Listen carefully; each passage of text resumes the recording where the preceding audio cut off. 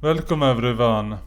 This is episode 13 of the Transmaxxing podcast, and today's topic is genderbender anime.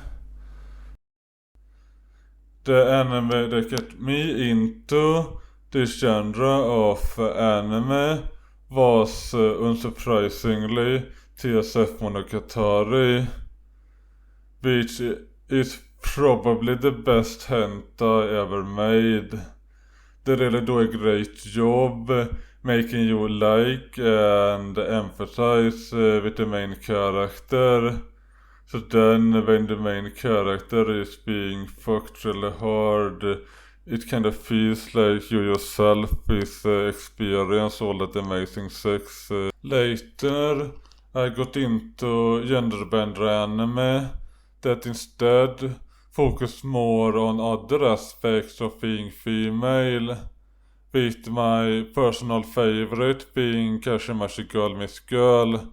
The reason why I like Kashimashi Girl Miss Girl so much mainly comes down to how lovely and great the main character is. You really empathize with them, and the anime does a great job at making you like the main character, and this really carries the show.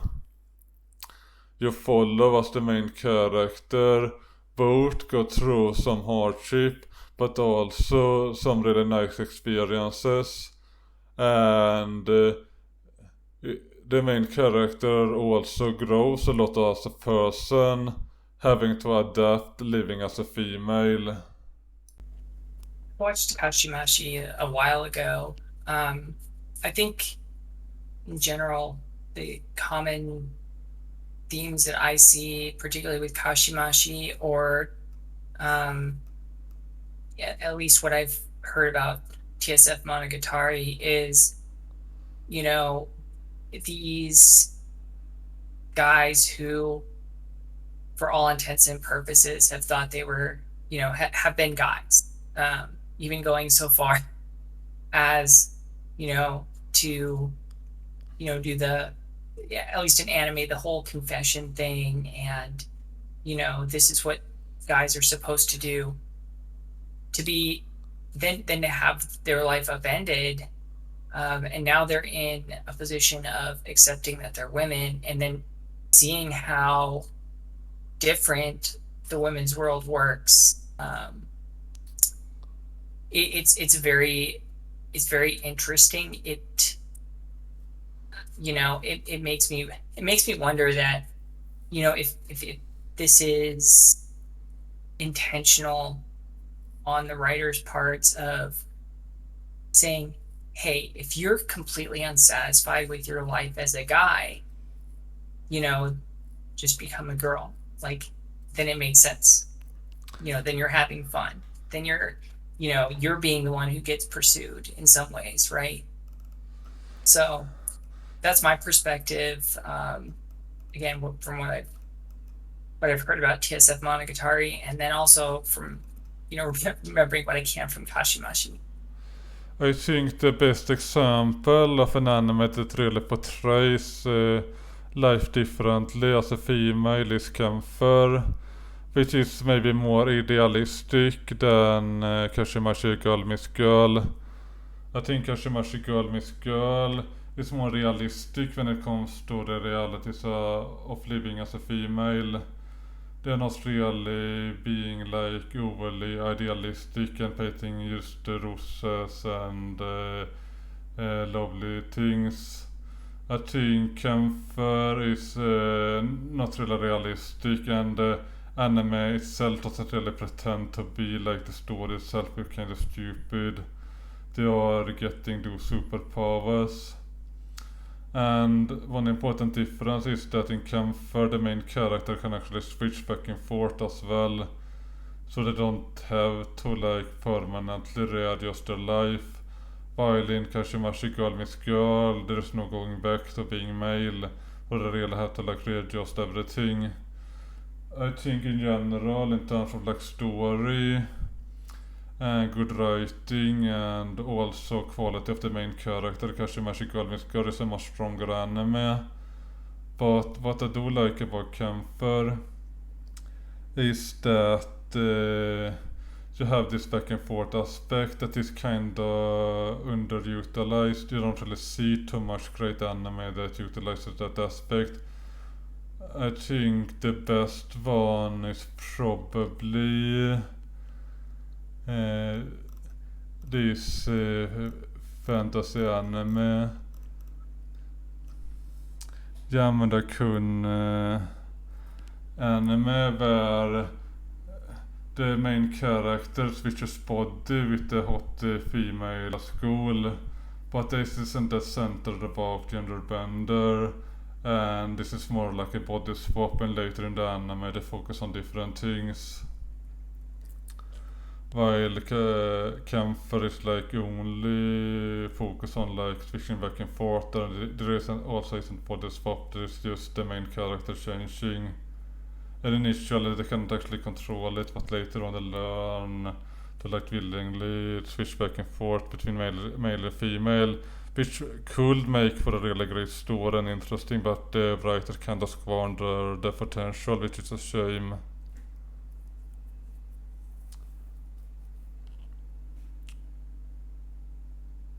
Well, for me, I felt like I've only seen TSF Monogatari personally.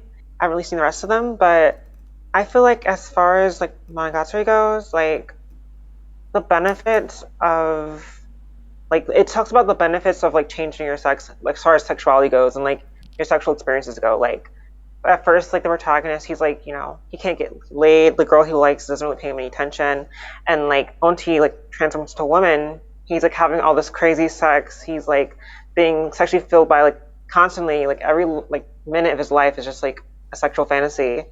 So that's how I see it personally. I feel like it definitely describes like the sexual benefits of transitioning or like changing your sex or having your sex changed.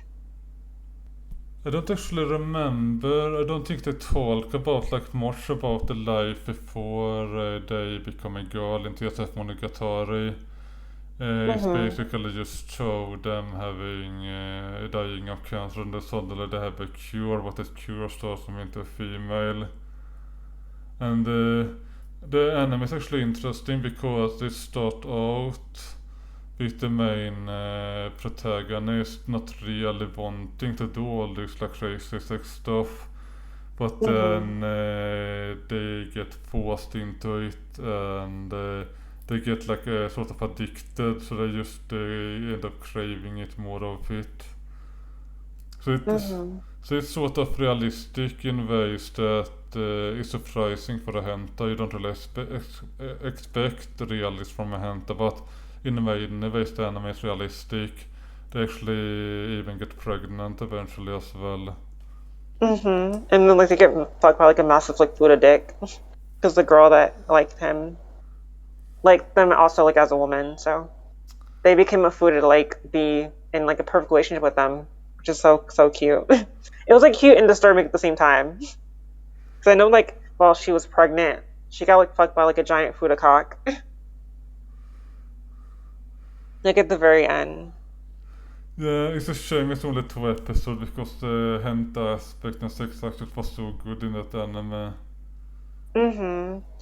I mean, maybe they could like, I don't know. I doubt they'll do that, but they could revamp it like maybe like more slice of life. Like they talk about their life after like they get married, or like the normal stuff that happened between the sex scenes. That'll be interesting. Yeah. There are a lot of like animes that have a bit potential that kind of get cut short. You just love it. Kämpfer at least got 14 episodes. Yeah. The longest one of course is Ranma 1/2 with 161 episode. Then plus all the movies and the OVA. But unfortunately with Ranma, the actual quality is kind of dubious because it gets repetitive. Because this is an anime that was like pushed out on a weekly basis. And the story doesn't really move forward. It's kind of like The Simpsons and other anime like that, where like after the episode is about the same as before, not always exactly the same. They sometimes introduce new stuff, but there isn't that much progression. Like when the anime ends, not much has changed, which I don't like, especially after 161 episodes. It's more like comedy focused maybe. They do have some like fighting, but I would have liked to see more developments, more character changes, maybe like Ranma getting married to at least someone, maybe a con, maybe someone else, at least something moving forward.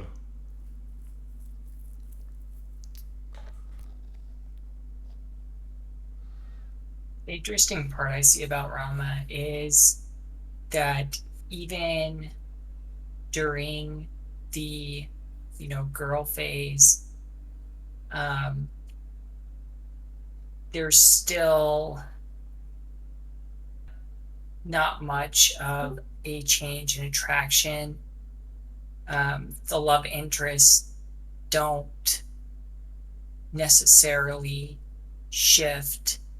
There's always hints of the sort of romantic tensions and stuff like that. So I feel like in Rama, it's definitely more focused on,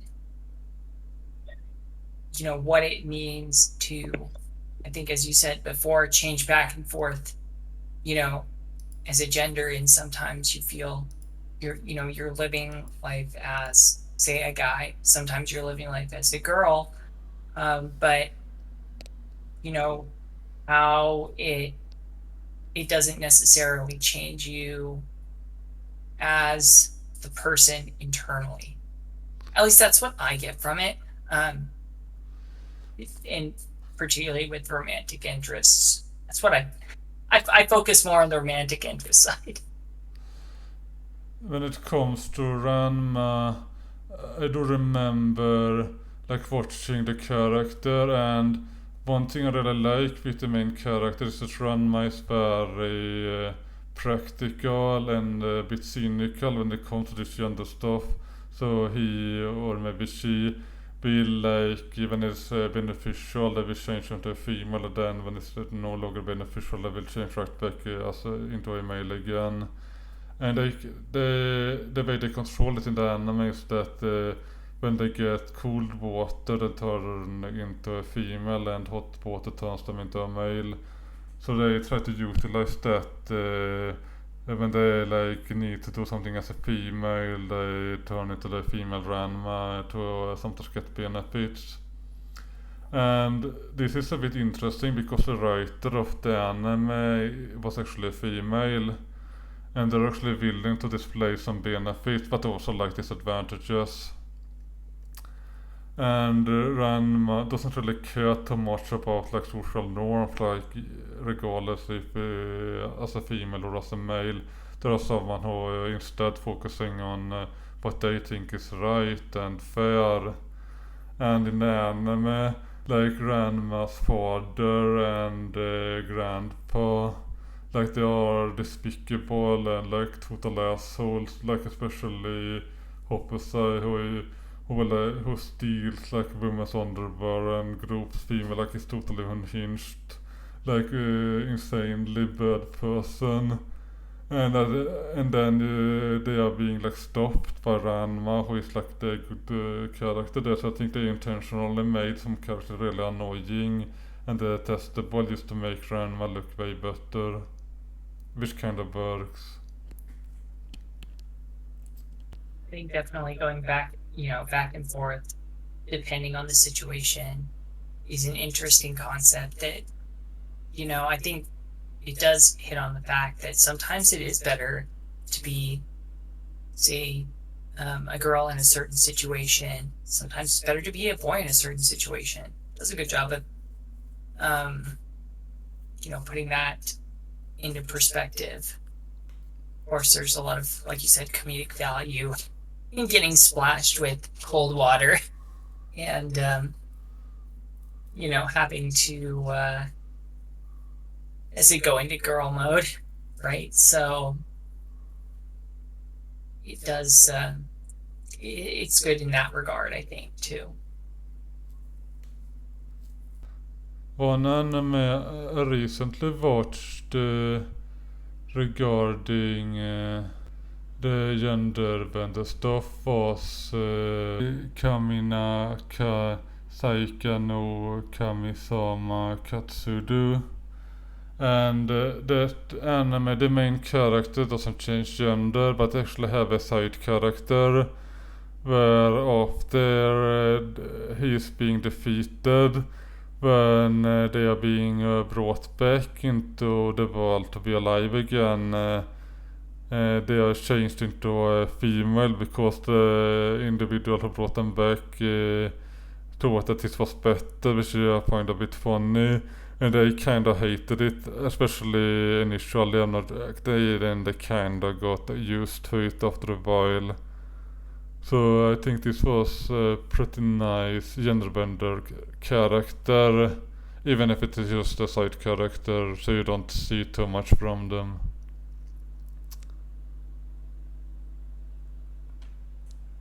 I think the great part of that anime with that one character, Bertrand, was, like you said, they hated it at first. They were absolutely livid. But when they started experiencing the femininity, albeit at the hands of the girls themselves, they had grown to enjoy it, and eventually they just stopped searching for their masculinity again, and they really reached acceptance. It's cute, it's comedic, obviously as a side character, but it's still, I would say, very interesting, from the perspective of, sure, they're a side character and their gender transformation is used for kicks sometimes, but it still serves as a pretty good, I would say mainline gender bender, right? That gets more exposure to the fact that, you can do cute, fun things as a girl instead of being a boring guy who's following orders all the time. That was like the key part that I took away from it. Yeah, I really liked that character in the anime. I think it was probably the best character in the entire anime, to be honest. Which isn't saying too much because I didn't really like most characters in that anime anyway. There are a lot of unlikable, for a lot of reasons, characters in that anime, that's for sure. One anime I kinda liked, I'm not sure if any of you watched, was Reborn to Master Blade. And this is an anime where a king who was like pretty stoic and always did what was needed for his country. Then after he died, he wanted to be reincarnated, so he will be able to do stuff like fighting.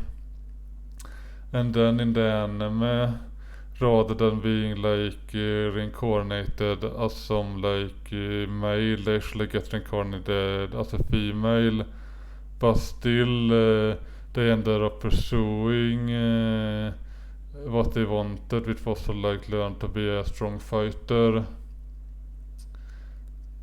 And what's interesting is that despite the world coming to being really fucked up, they just didn't really care too much about it because they had lived all this life trying to be this proper king and taking all this responsibility, and now they wanted to actually enjoy life instead, so they kind of ignored the injustices and the issues and just focus on having fun, which is a bit interesting as a premise. And for the first 12 episodes of the anime, which was the first season, they don't actually resolve much about the political stuff. They just focus on here having fun and fighting and stuff. And it's not even clear who is the good side either. So this is more an anime focus on the character rather than like some fight of good versus evil. That's one thing that I liked about that anime was it was, I think what a lot of people go through is, say in their case it was, I'm a king, I'm this great warrior, so now I have to like lead a nation, take on all this responsibility, and basically this social role is just forced upon you, right? And then when they're reincarnated and she realizes I don't have to give a shit anymore, right? I'm just gonna do me, right? And it's funny that it's basically male to female transition that gives them that freedom to do so.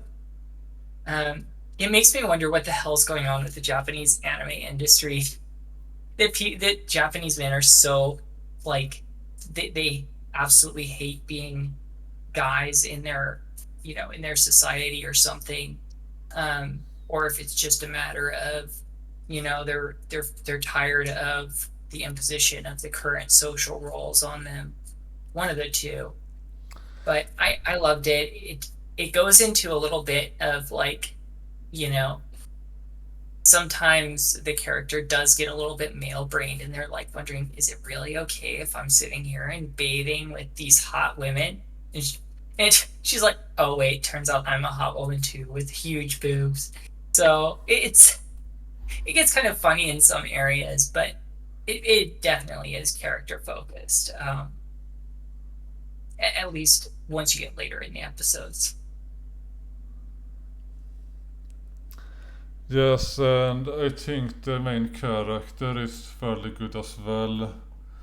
And there are some anime that kinda get carried by the main character being great. I think the best example of that is Kashimashi Girl Miss Girl, where the lovely main character like really makes the entire anime great. This is maybe another example of that, but maybe not as strong because I don't think the main character was as good as the main character of Kashimashi Girl Miss Girl is still a nice character.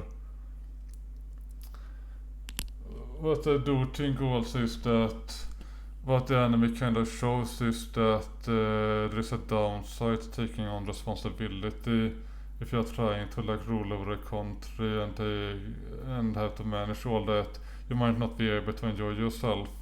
And here they show the other side of that, where they learned from that and now try to enjoy themselves way more.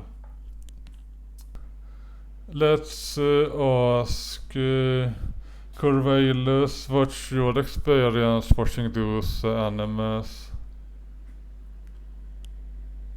So, I know after transitioning, before, like, I don't know, it felt a little more taboo and, like, there's something that resonated in me, but it felt wrong. But, now that I transitioned and I fully embrace who I am, I think they're just so adorable, and I just love to see how they progress into their own feminine womanhood.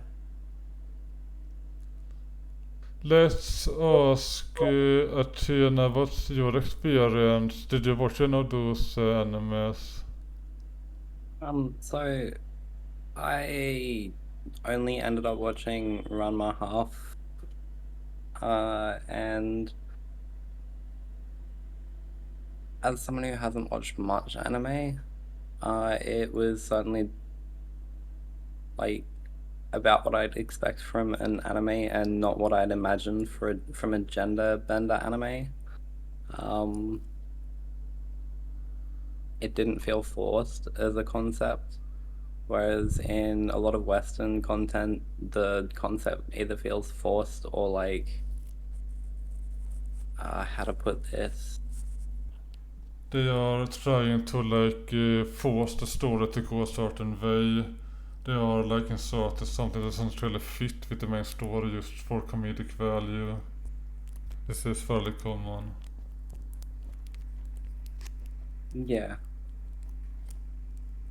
Whereas this, and I'm sure a lot of other gender bender animes, it more or less fits into the story somehow.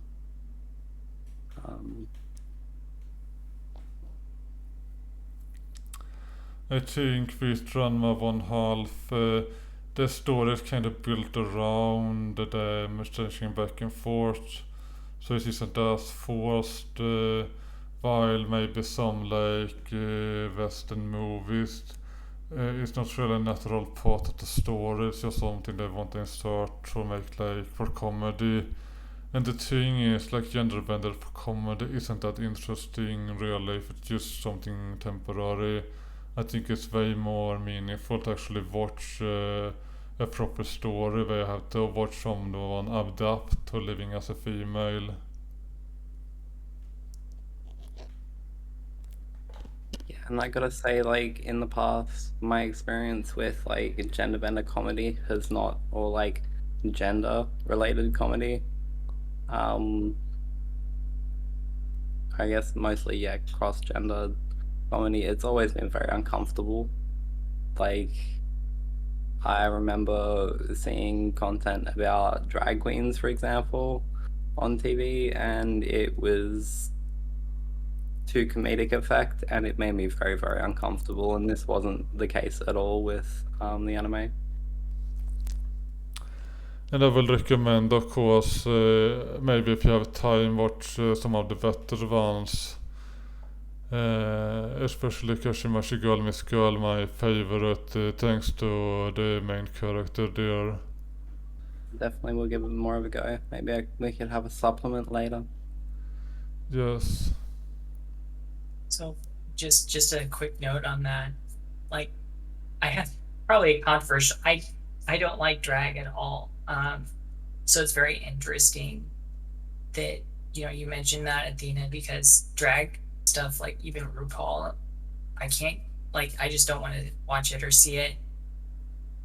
I feel like there's something with the anime itself that is more of an embrace of the femininity as opposed to wearing it as a costume, I guess. I'm not really sure. Maybe this might be an unpopular opinion, but it's definitely something that I think of and I thought of when you said your comment.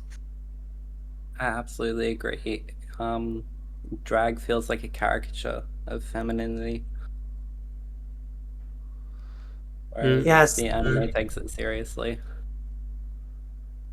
That is how I exactly explain drag culture as well, is that it very much does feel like a characterization of a woman. But when I looked deeper into it, because my one friend is into it, it seems like there's like a lot of raunchy humor when it comes to it all in general. And when it comes to genderbender anime, there are actually kind of two categories. There is anime that focuses on cross-dressing, and then there is anime where they actually change the body. And the animes we are talking about today has been the ones where they actually change physically, which is what I find interesting. I'm not really too interested in seeing someone cross-dress because this is something that like everyone can do very easily. What's actually spectacular is when they're able to like change their body drastically, like either forced or voluntary, and do all these drastic changes, because in reality we all know how difficult it is to change your sex and your body. It takes often years of HRT and you have to continue with it as well, and even then it is kind of limited. This anime kind of present of a nice fantasy where someone is magically become a cute girl. I've actually seen one like semi-decent, like I guess cross-dressing anime. I guess it would kind of be considered gender swap because like the character does go back and forth between being seen as a woman and a man. I think it's called Princess Jellyfish. It's about this girl who meets this woman who's like so glamorous and attractive, and like she gets everything she wants, and like guys treat her like a goddess. But she eventually finds out that it's actually just a crossdresser that's really possible. So I guess the anime mostly focused on like the benefits of being seen as a woman and how the person's treated when they're seen as a woman that's really attractive versus seen as like an unattractive man, basically. Because like when they're a man, they're just some like average dude, but as a girl, they're seen as like some perfect goddess or whatever. I think it's pretty decent, but it's not really on topic. Yeah, and one issue with those animes is that they kind of present a fantasy that you can just like buy some female clothing and pass like perfectly as a female, but in reality usually you will need HRT for that. It's like kind of really implausible in reality, honestly. Because a lot of people that pass quote unquote crossdressers just like Photoshop their pictures and look really bad in person. That's not surprising at all because we all know like you kind of need HRT. Like maybe when you're really young you can kind of get away with like makeup and stuff, but gradually that will become harder and harder. And what I kind of like about gender-bend anime is that in those anime it's not like just using female clothing for the sake of using female clothing. They actually need to find female clothing because they have like breasts and a female body. So the old clothing doesn't really fit anymore, so they're kind of forced into it and have to adapt to it, which I kind of like. Yeah, it's definitely more about, accepting the whole lifestyle and, getting into not just female clothing, but learning female social cues, understanding, what is it like to, respond to certain situations, as expected as, a woman versus a guy, right? It's kind of interesting. They do explore that in a lot of ways of, you basically have to, for people who are going through this too, you basically have to like relearn how to do your life because you have to learn how to be a girl. And in a way, there's a lot of outward things that you do have to relearn. It's not all easy, right? So even if you're pretty passable in some ways, you could do one thing and it just throws everything off. It's kind of at least that's been my experience. That's relatable for me. There is some anime where they actually get the female clothing instantly as well, but in other anime they have to get it. In Kashimashi Girl Miss Girl, at the start of the anime they actually return naked and they get found by her or formerly his female friends, and they like are like shocked, and then she just said that is there something wrong here. So she's such a lovely character, but what's also interesting in Kashimashi Girl Miss Girl is that one of her female friend has a hard time accepting her as a female. For example, when she goes to the female changing room in school, she wants her to look away while other females don't really care. Because like in her eyes she's still a boy, but she kinda isn't. She was fairly feminine even before. She was like a feminine man before, but still like a decent character. And then in the anime, not only do they have to adapt living as a female, they also have to make this hard decision because they actually have two females who love them. And of course they have to select one of them, and this is a big theme and driving force behind the story. And gradually those females, it's harder and harder for them, so she kind of gets forced into picking just one of them because she cannot just have both. And this is an interesting theme in learning to make those hard decisions.